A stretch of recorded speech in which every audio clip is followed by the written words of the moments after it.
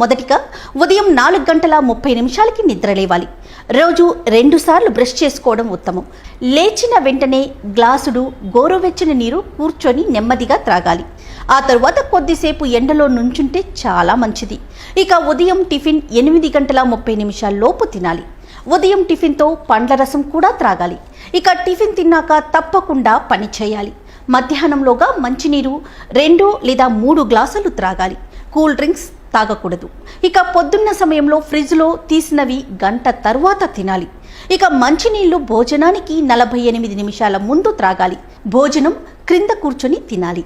వండిన ఆహారం వేడిగా 40 నిమిషాల లోపు తినాలి. మధ్యాహ్నం 12 నుంచి 1:15 లోపు ఆహారాన్ని తీసుకోవాలి.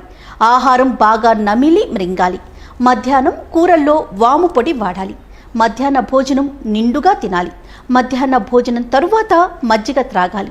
మధ్యాహ్న భోజనం తరువాత విశ్రాంతి తీసుకోవాలి. భోజనం తర్వాత వజ్రాసనం 5 నుండి 10 నిమిషాల వరకు వేయాలి. ఐస్ క్రీమ్స్ ఎప్పుడూ తినకూడదు.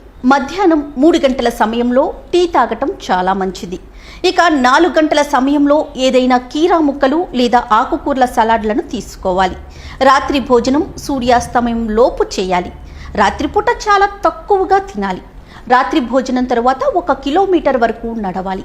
రాత్రి భోజనం తర్వాత గంటకు పాలు త్రాగాలి. రాత్రిపూట లస్సీ మజ్జిగ తాగకూడదు.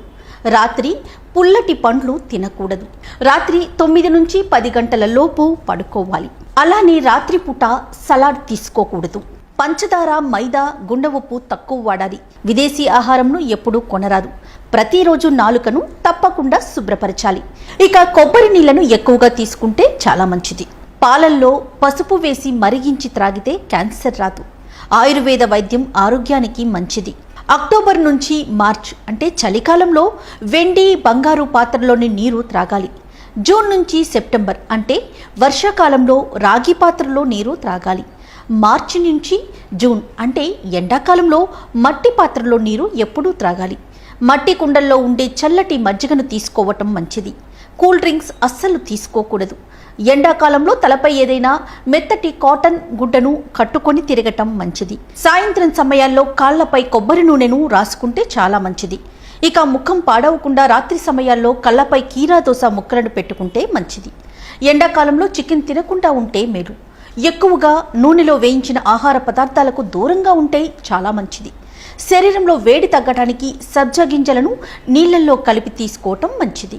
ఇప్పటి వరకు నేను 49 ఆరోగ్య సూత్రాలను చెప్పాను కదా. 50వ సూత్రం ఏంటో మీ కామెంట్ రూపంలో మాకు తెలియచేయండి. ఈ వీడియో కనుక మీకు నచ్చినట్లయితే లైక్ చేయండి, షేర్ చేయండి.